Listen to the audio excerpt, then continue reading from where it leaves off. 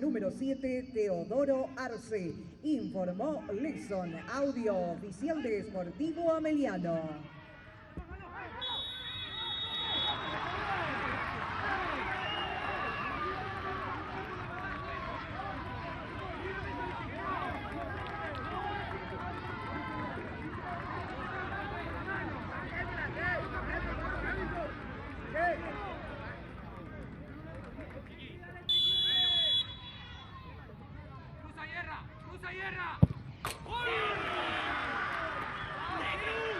El gol de Sportivo Ameliano fue obra de Alberto Contreras, casaca número 40.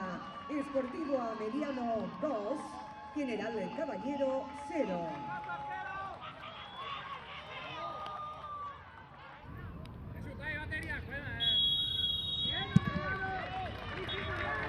Lexon, audio oficial de Sportivo Ameliano, informa final del compromiso.